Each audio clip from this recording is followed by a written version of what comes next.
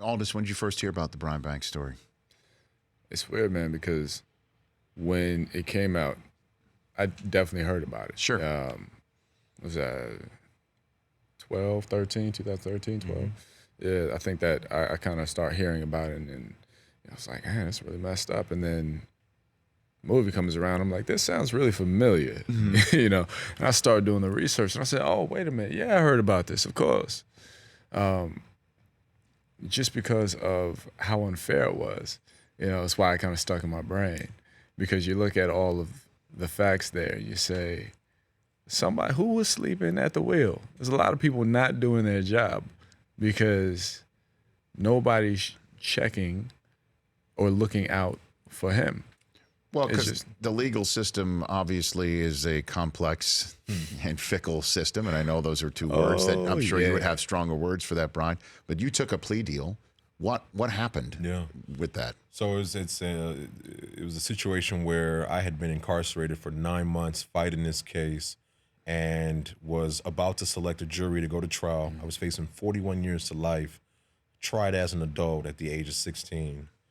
And my lawyer beat me to an interview room before going into the courtroom and said, I just came up with this amazing deal with the district attorney's office. This deal you must take. They had already offered me 25 years in prison, 18 years in prison, 9 years in prison. But there was no DNA evidence? There was no DNA evidence. There was no physical evidence. There was no witnesses. She had 6 different statements and testimony as to what happened. Everything was in my favor. There should have been a walk in the court and an easy dismissal.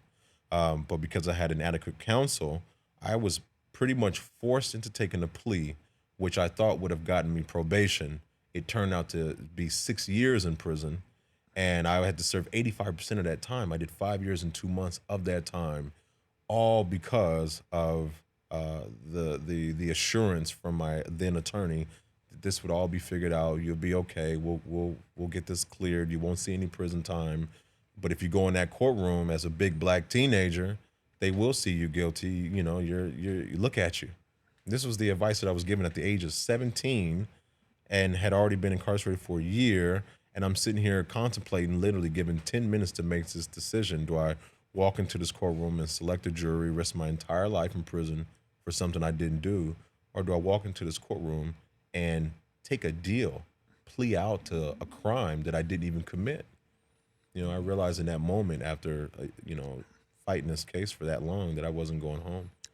Brian Banks, the Brian Banks story again, Brian Banks in the LA Film Festival this Saturday, and then the eventual theater near you for this film coming, and Aldis Hodge playing you, Brian, in this film. So what was it like playing Brian in this film? Because eventually it starts with you being on parole, correct? That's where this film starts? Yeah. Okay. Yeah. And so what was this like for you playing Brian from this point forward? Talk about emotionally intense. Man, it was, I'll say it was a really beautiful and fortuitous experience because it helps you just put a lot of things in perspective and understand humility and being grateful.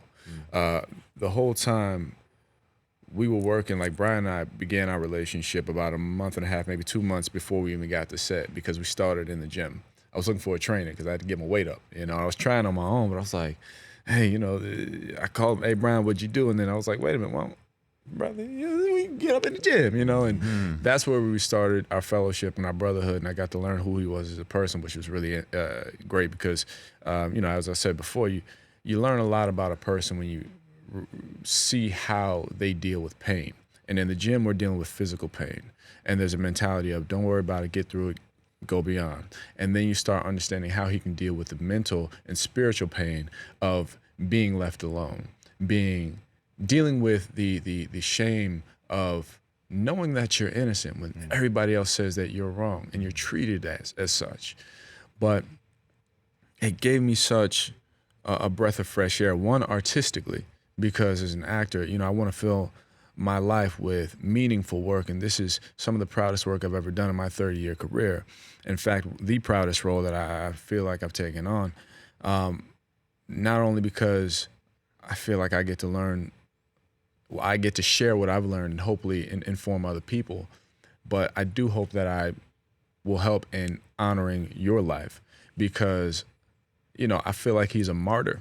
He went through what he went through, but how rare is it to go through all that, incarcerated 9 months, 5 years in prison, 5 years, on parole, and then come out to clear your own name.